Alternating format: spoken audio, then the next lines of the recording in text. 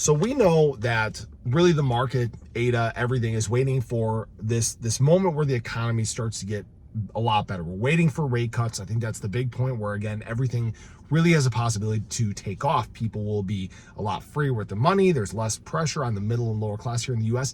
Those are great things. But this report from this morning showed that the Fed probably made a big mistake by not cutting rates this meeting. And I want to explain why this is. Now, things may have just drastically changed for this next meeting. And why this is we had a very, very cool jobs report. All right. And by cool, I don't mean good. Cool, I mean very slow. In fact, we came in way under expectations in terms of jobs added for this last month. 114,000 jobs, guys. That is one of the lowest months we have seen over the past few years. All right. Way below expectations. For comparison, June, 179,000 jobs added. So this is non-farm payroll. So we are heavily on the decline. The market is slowing down. Not only that, but unemployment on the rise, 4.3%, up from 4.1% in June. This is the highest level of unemployment we have seen since October of 2021. We've also seen wage increases on the drop. We slowed to 3.6% year over year, down from 3.9% in June. Wages only increased 0.2% last month, down from the 0.3% increase in June.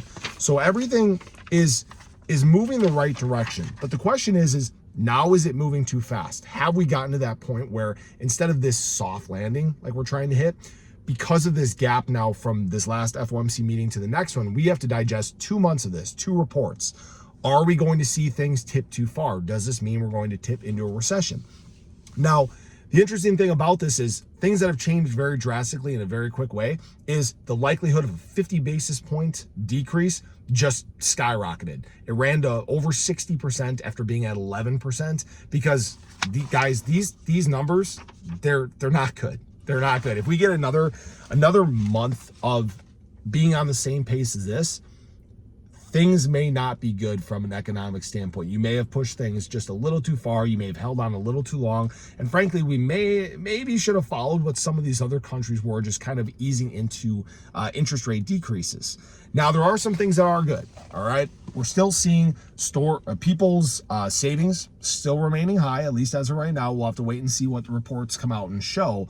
But it still means that there is a lot of money out there. People just aren't spending it.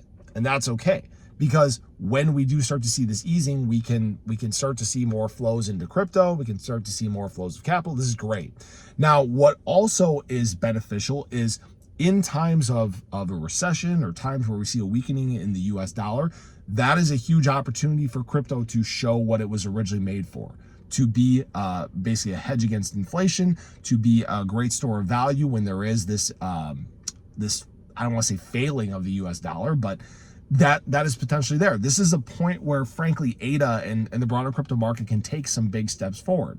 I think that the market is going to take a little time to digest this news, but I still believe that we're going to kind of be gearing up for this much bigger move that is coming. And the big trigger for it, again, might be this FOMC meeting, the real easing on the economy. So I just wanted to share that with you guys. I actually had to refilm my video from earlier today because I was talking about the jobs report before it came out. And yeah, this was a little bit of a surprise, but I wanted to share this with everyone. I hope you guys enjoyed the video. Let me know your thoughts below, but have a great day. I'll catch you in the next one. Take care.